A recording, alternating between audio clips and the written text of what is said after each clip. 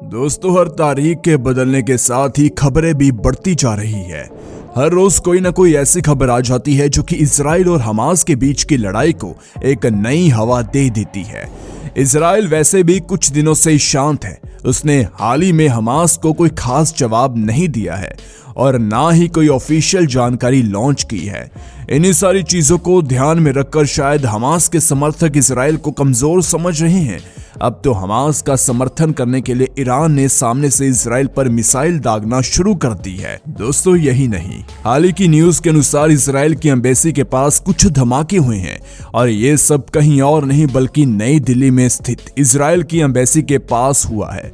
सूत्रों के मुताबिक ये सब तब हुआ जब एक हैचबैक कार नई दिल्ली में इजराइल की एम्बेसी से थोड़ी दूर पर रुकी और कुछ देर तक खड़ी रहने के बाद उस कार में से एक धमाका होता है। हालांकि धमाके से किसी को कोई नुकसान नहीं हुआ, लेकिन इस तरह की घटना इस बात को साफ दर्शाती है कि इजराइल के ऊपर हर जगह नजरें रखी जा रही है। इजराइल और हमास दोनों के ही अधिकांश क्षेत्रों की हालत बहुत गंभीर हो चुकी है। इस युद्ध से जुड़ी हुई खबरों में एक कुछ रिपोर्ट WHO ने भी जारी की है। असल में WHO और हमास द्वारा संचालित गाजा में स्वास्थ्य मंत्रालय का कहना है कि इजराइल हमास युद्ध का परिणाम अब ये हो गया है कि घायल लोगों के हाथ पैर काटना आम बात हो गई है। आपको बता दें कि इजराइल हमास की तरह रोज रोज दर्जन भर मिसाइल नहीं मार रहा है। इजराइल का आखिरी हमला गाजा पर तब था जब उसने गाजा के बड़े हॉस्पिटल वाले एरिया में अपनी एक के बाद एक कई मिसाइल दागी थी, जिसमें ना जाने कितने ही लोग मर गए थे, जिसके बाद उनकी लाश तक नहीं मिली। गाजा के सारे हॉस्पिटल्स और डिस्पेंसरीज बिल्कुल तबाह हो चुकी है। अब जगह जगह पर कैंप लगे हुए हैं जिनमें घायल लोग और घायल सैनिक आराम करते हैं। दोस्तों, हमास अभी तक कमजोर नहीं हुआ है क्योंकि उसे अरब देशों से हर चीज का सपोर्ट मिल रहा है। हमास और गाजा को दवाएं, खाने का सामान, एनर्जी ड्रिंक्स अरब देश सप्लाई कर रहे हैं। सूत्रों से तो यह भी पता लगा है कि अरब देश जैसे कि कतर हमास को आधुनिक हथियार, गोला बारूद और कई डिजिटल मिसाइल भी सप्लाई कर रहा है। ईरान, इराक और कई बड़े देश छुपकर हमास का समर्थन कर रहे हैं। क्या सच में इन लोगों को हमास से कोई लगाव है या फिर ये सारे देश हमास की आड़ में इजराइल से अपनी खुंदस निकाल रहे हैं? दोस्तों, ये सब बातें तो कुछ दिनों में पता ही चल जाएगी, लेकिन अभी हाल ही में एक बड़ी खबर सामने आई है जिसे सुनकर सबके होश ठिकाने लग गए हैं। असल में इस लड़ाई को लेकर चीन ने भी अपना एक बड़ा बयान दिया है। दोस्तों, आपको बता दें कि जब इजराइल और हमास की लड़ाई शुरू हुई थी तब चीन ने गाजा के समर्थन में एक बड़ा बयान दिया था और इजराइल को गलत ठहराया था। लेकिन अब इजराइल हमास युद्ध में चीन के रुख में बदलाव आया है।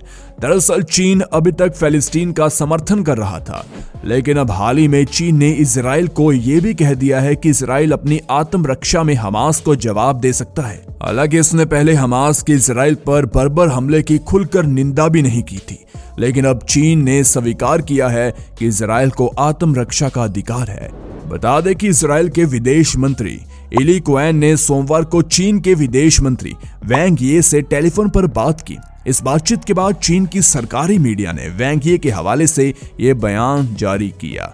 चीन की सरकारी मीडिया के अनुसार वैंग ये ने अपने इजरायली समकक्ष से कहा, हर देश को अपनी आत्मरक्षा करने का अधिकार है, लेकिन हमें अंतर्राष्ट्रीय मानवीय कानूनों और नागरिक सुरक्षा के नियमों का पालन करना चाहिए। बता दें कि चीन का ये बयान अमेरिका और यूरोपियन देशों के उस बयान जैसा है जिसमें इजराइल की कार्रवाई का समर्थन किया गया।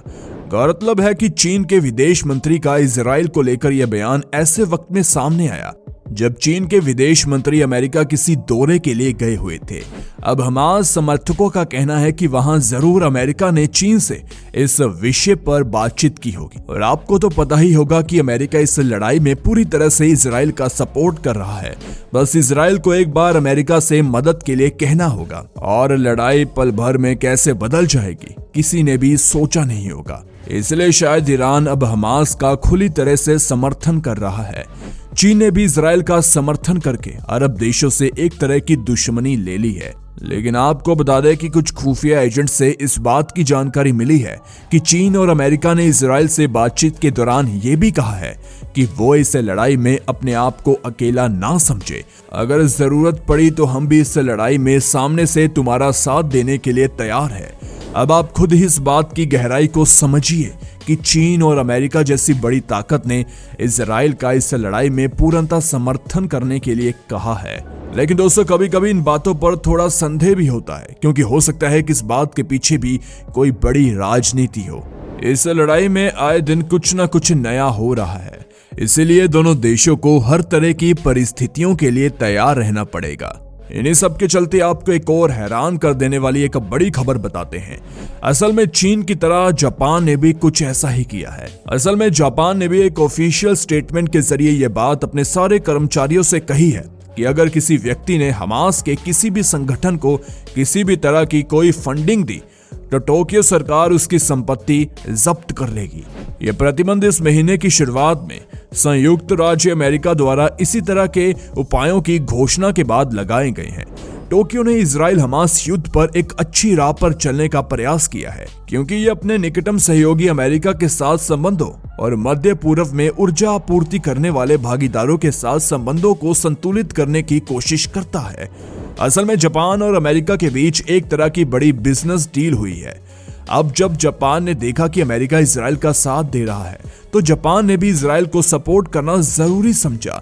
उसका कहना था कि दूसरों की लड़ाई में अपने रिश्ते नहीं खराब करने हैं। पहले जापान की राजधानी टोक्यो से हमास को कोई बड़ी फंडिंग हुई थी, लेकिन बाद में जापान ने इस चीज पर सख्त रोक लगा दी है। दोस्तों, आपको बता दें कि जब से हमास ईरान का साथ पाकर दिन प्रतिदिन बड़े बड़े हमले इजराइल पर कर रहा है और हमास के हमलों के बाद मुस्लिम देश खुलकर फिलिस्तीन के समर्थन में आ गए हैं। ईरान, कतर, तुर्की और पाकिस्तान ने तो खुलकर हमास का समर्थन किया है।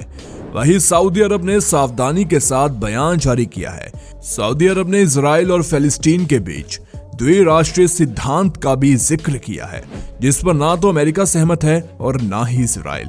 उधर कुछ दिन पहले ही सऊदी अरब के क्राउन प्रिंस मोहम्मद बिन सलमान ने अमेरिका से एक मिलिट्री पैकेज की कीमत पर इजराइल के साथ संबंध बहाल करने का ऐलान किया था।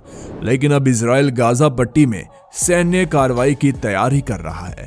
ऐसे में हो सकता है कि सऊदी अरब इस समझौते से पीछे हट जाए और इससे चीन को फिर से मौका मिल सकता है कि वो सऊदी अरब के साथ अपनी दोस्ती को मजबूत कर सके। दोस्तों, आपको बता दें कि चीन ने मध्य पूर्व में अपनी पकड़ को मजबूत करने के लिए सऊदी अरब और ईरान में ऐतिहासिक समझौता करवाया था। इससे खाड़ी के दो दुश्मन देश एक हो गए थे। इसे चीन की बढ़ती साख से जोड़कर देखा गया। इतना ही नहीं, चीन और सऊदी अरब की दोस्ती से अमेरिका भी सकते में आ गया था। यही कारण है कि अमेरिका ने तत्काल अपने दूतों को खाड़ी देशों के दौरे पर रवाना किया और प्रिंस मोहम्मद बिन सलमान के सामने उस डील को रखा जिसके लिए सऊदी अरब बरसों से मिन्नतें कर रहा था। अमेरिका ने सऊदी को नाटो देशों के बराबर दर्जा देने का ऐलान किया है। अमेरिका का इस तरह का समझौता अभी तक सिर्फ इजराइल के साथ ही है। इजराइल पर हमला करने के बाद हमास ने खुलकर स्वीकार किया है कि उसे ईरान से मदद मिली है। ईरान ने भी हमास को समर्थन देने की पुष्टि की है। ईरानी राष्ट्रपति इब्राहिम राइसी खुद हमास के शीर्ष नेतृत्व के साथ संपर्क में है। ऐसे में अगर इजराइल हमास के खिलाफ सैन्य कार्रवाई करता है तो हो सकता है कि उसे ईरानी प्रतिरोध का सामना करना पड़े। ऐसे हालात में अमेरिका को इजराइल के बचाव में खुलकर सामने आना पड़ेगा। अगर अमेरिका और ईरान के बीच टकराव होता है तो इससे दोनों पक्षों को भारी नुकसान होगा। इतना ही नहीं, इस युद्ध से वैश्विक संकट और ज्यादा गहरा हो जाएगा। और अगर अमेरिका इस लड़ाई में सामने आता है तो फिर इस बात के 99% चांस है कि इस युद्ध में जापान, चीन, भारत और सऊदी अरब सबको कूदना पड़ेगा। ना चाहते हुए भी सभी को एक दूसरे का समर्थन करने के लिए इस युद्ध में आना होगा। और अगर स्थिति बिगड़ती है तो हो सकता है कि यही दो देशों के बीच होने वाला युद्ध एक बड़े विश्व युद्ध का रूप ले ले। हालांकि अभी भी स्थितियां बड़ी नाजुक है, किसी के बारे में कुछ नहीं कहा जा सकता। वैसे आपको क्या लगता है, क्या सच में इजराइल इस युद्ध से पैर पीछे कर रहा है या फिर किसी सही समय का इंतजार वो कर रहा है? क्योंकि इजराइल जैसा देश इतनी जल्दी तो किसी युद्ध में पीछे नहीं हटेगा। अपने सुझाव और राय कमेंट सेक्शन में जरूर बताएं और ऐसे ही वीडियोस के लिए इस चैनल को सब्सक्राइब कर बेल नोटिफिकेशन को ऑल पर सेट कर लें। धन्यवाद।